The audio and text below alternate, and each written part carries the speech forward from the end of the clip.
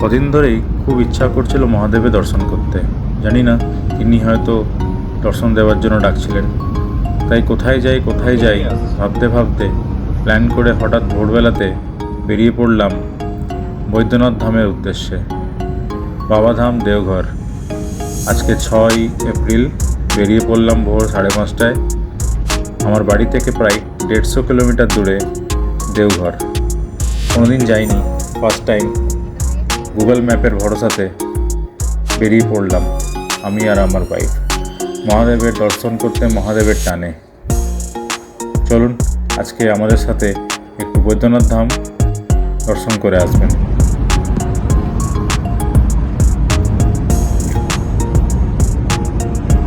পৌঁছে গেছি বৈদ্যনাথ ধাম দেওঘর।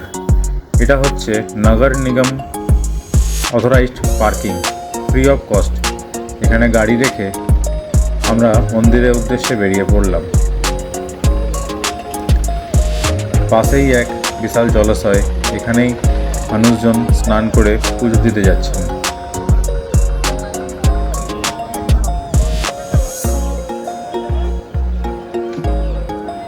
যাওয়ার রাস্তাতেই পেয়ে যাবেন প্রচুর ফুল, গঙ্গা জল এবং পেড়া, প্রসাদ, যাবতীয় সামগ্রী পুজোর।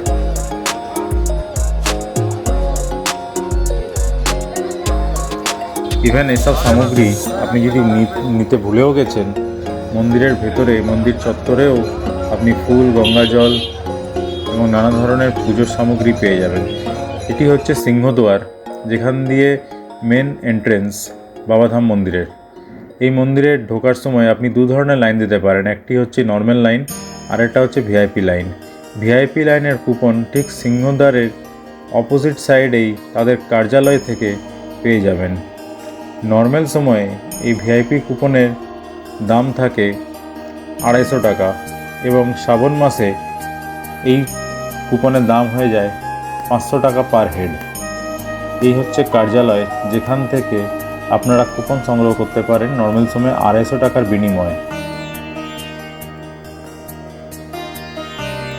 এই যে ওপরে দেখতে পাচ্ছেন ব্রিজের মতো, এটি হচ্ছে ভিআইপি লাইনের রাস্তা।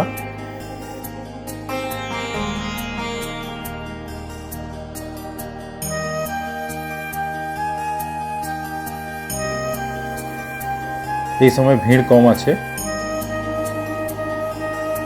ভিআইপি লাইনে, তবে আমি যেদিনকে গেছি মানে 6 এপ্রিল, সেদিনকে ভিড় ছিল বেশ ভালোই। আমাদের দর্শন করতে ভিআইপি লাইনে টাইম লেগেছে প্রায় 2 ঘন্টা। আর এটি দেখছেন, এটি নর্মাল লাইনের ভিড়।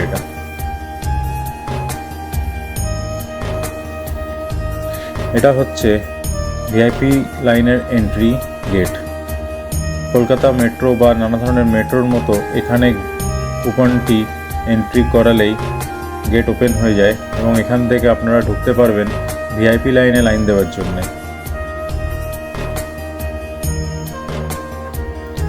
এইখানে দেখুন সিস্টেম খুব সুন্দর ডিজিটালি করে দিয়েছে এবং আগে আপনি এখান দিয়ে ঢুকে লাইন দিতে পারবেন এবং এখান থেকেই আপনাকে সেই ব্রিজের ওপর উঠে যাওয়ার সিঁড়ি আছে এবং নানা ধরনের ভাবে ব্যবস্থা করে এখান থেকে লাইনটাকে নিয়ে যাওয়া হয়েছে বাবাধাম মন্দিরের একদম গর্ভগৃহে।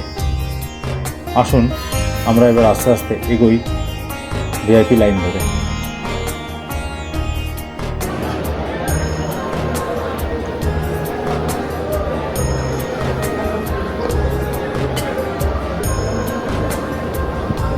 আমরা ঢুকে পড়ছি কুপন এন্ট্রি করে এবং ভিআইপি গেট দিয়ে ঢুকে লাইন দিচ্ছি। এই লাইন ধীরে ধীরে এগোচ্ছে এবং এগিয়ে অনেকটা ঘুরিয়ে পড়ে গর্ভগৃহ পর্যন্ত নিয়ে যাওয়া হয়েছে। গর্ভগৃহর কিছুটা আগে নর্মাল লাইন আর ভিআইপি লাইন একসাথে মিলে যায়। এটাই হচ্ছে ভিআইপি লাইন। এই লাইনটিকে খুব সুন্দরভাবে সিস্টেমেটিক ওয়েতে ঘুরিয়ে একই জায়গার মধ্যে দিয়ে অনেক মানুষকে নিয়ে যাওয়া হচ্ছে।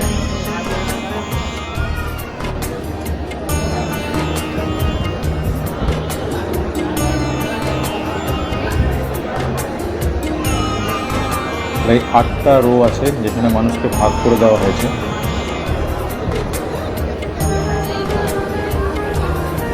আমরা আস্তে আস্তে এগিয়ে চলছি মহাদেবের নাম নিয়ে। হর হর মহাদেব।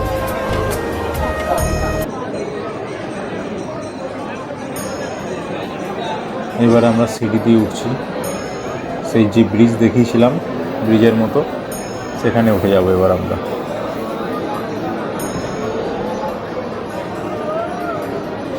খুব সুন্দর ব্যবস্থা এখানকার, কোনো অসুবিধা হবে না। ফ্যান কিছুটা দূরে দূরে লাগানো আছে, অন্ধকার হয়ে গেলে লাইটের ব্যবস্থা আছে, কেননা এখানে রাত্রে প্রায় 9:30 পর্যন্ত দর্শন চলে। বৈদ্যনাথ ধামের মন্দির দেখতে পাচ্ছেন, পার্বতী মায়ের মন্দির এবং মহাদেবের মন্দিরকে গঠবন্ধন করে বেঁধে রাখা হয়েছে।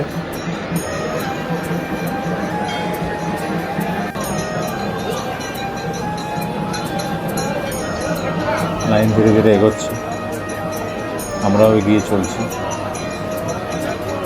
গর্ভগৃহের উদ্দেশ্যে। প্রচুর ভক্তের সমাগম। হর হর মহাদেব, হর হর মহাদেব। ভেতরে মোবাইল নিয়ে যেতে পারিনি,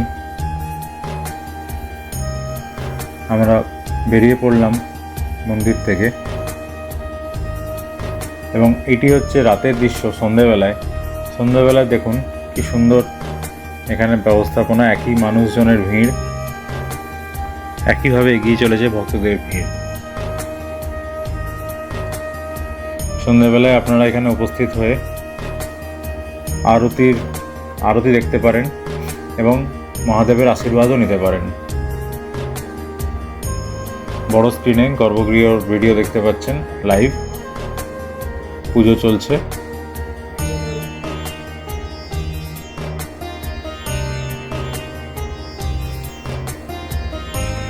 সন্ধ্যা আরতি চলছে।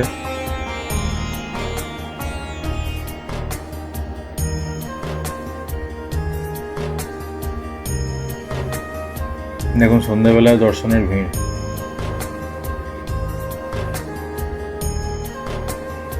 একই স্পিরিট নিয়ে ভক্তদের ভিড় চলেই চলেছে।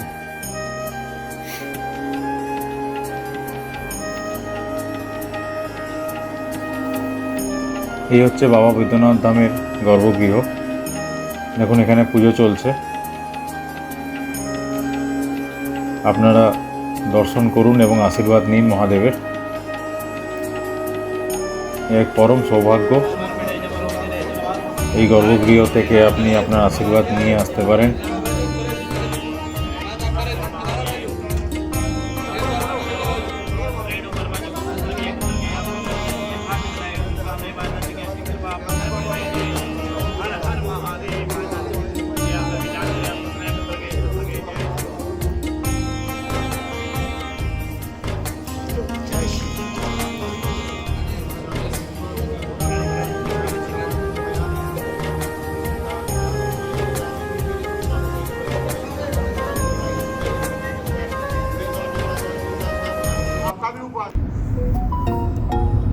আমরা অবশ্য বৈদ্যনাথ ধামের দর্শন করেই বেরিয়ে পড়েছিলাম বাসুকীনাথ মন্দিরের দর্শন করতে। মহাদেবের আরেক মন্দির বাসুকীনাথ, দেওঘর বাবা ধাম মন্দির থেকে প্রায় 50 কিলোমিটার দূরে দুমকার কাছে অবস্থিত বাসুকীনাথ মন্দির। আমরা সেই বাসুকীনাথ মন্দিরে দর্শনের উদ্দেশ্যে বেরিয়ে পড়েছি। এই পথে যেতে যেতে আপনারা বাঁদিকে দেখতে পাবেন ত্রিকূট পর্বত, যেটা দেওঘরের লোকাল সাইট সিনে আপনাদেরকে যদি করেন তাহলে নিয়ে যাবে ত্রিকূট পর্বত। এছাড়াও দেওঘরে ঘুরবার মতো তপবন পর্বত, নলক্ষা মন্দির, এগুলি দেখতে পাবেন। আমরা এগিয়ে চলেছি বাসুকীনাথ মন্দিরের উদ্দেশ্যে।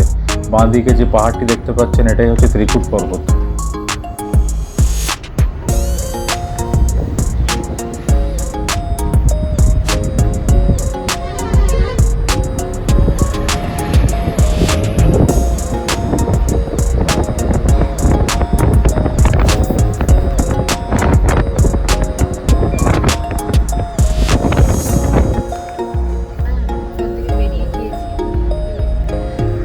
চলে এসেছি বাসুকীনাথ মন্দিরের প্রবেশদ্বারে।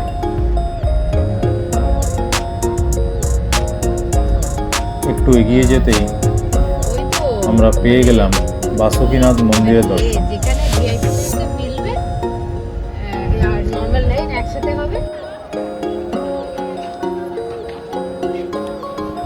বাসুকীনাথ মন্দিরের চত্বরের বাইরে প্রচুর পুজো সামগ্রী, ফুল, গঙ্গা জল কেনার দোকান আছে। এখানে আপনারা খাওয়া দাওয়া করতে পারেন, সবই নিরামিষ।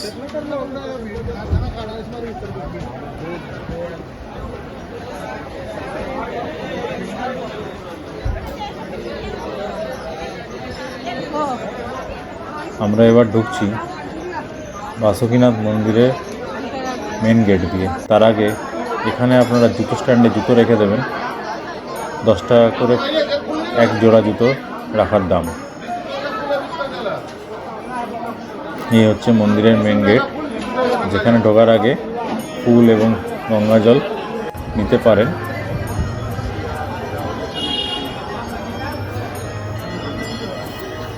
ঢুকে পড়লাম মন্দিরের ভেতর। এখানে যদিও লাইন খুবই কম ছিল, আমাদের দর্শন খুব তাড়াতাড়ি হয়ে গেছে।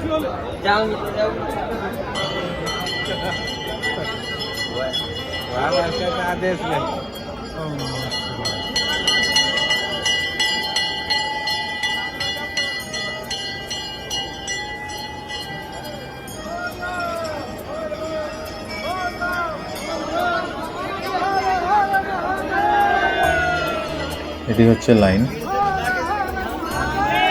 খুব বেশি লম্বা নয়, তাই খুব সহজেই আমরা তাড়াতাড়ির মধ্যে দর্শন করে ফেলেছিলাম।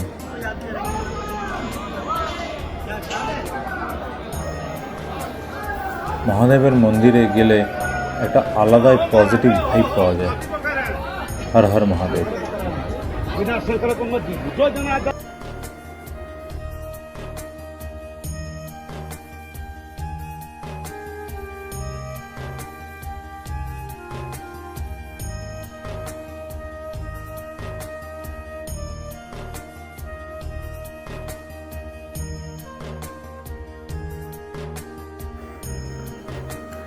গর্ভগৃহে ঢোকার দরজাটা খুবই ছোট এবং নিচু।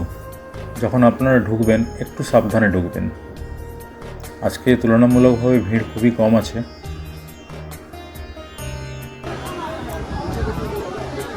এটি হচ্ছে গর্ভগৃহের মেন দরজা, সেটাও খুবই কনজেস্টেড।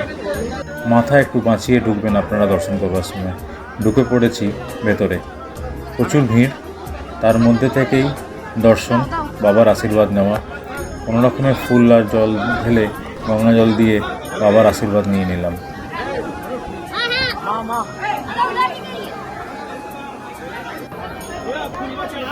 শুনেছি বৈদ্যনাথ ধাম দর্শন করার পরে বাসুকীনাথ মন্দির দর্শন করলে সেই দর্শন কমপ্লিট হয়। তাই জন্য আমরা বাবাধাম বা বৈদ্যনাথ ধাম দর্শন করার পরেই বেরিয়ে পড়েছিলাম মহাদেবের আরেক মন্দির বাসুকীনাথ মন্দির দর্শন করতে। মহাদেবের দুবার দর্শন পেয়ে মনের ব্যাকুলতা আজকে শান্ত হলো এবং মনে একটা আলাদাই তৃপ্তি অনুভব করছি। হর হর মহাদেব। বাসুকীনাথ মন্দির দর্শন করে আমরা বেরিয়ে পড়লাম বাড়ির উদ্দেশ্যে। এই ব্লগটি আপনাদের যদি কিছুটা কাজে লেগে থাকে তাহলে একটি লাইক এবং চ্যানেলটিকে সাবস্ক্রাইব করে দেবেন। শেয়ার করলে আরও ভালো হয়। Thank you, thanks for watching.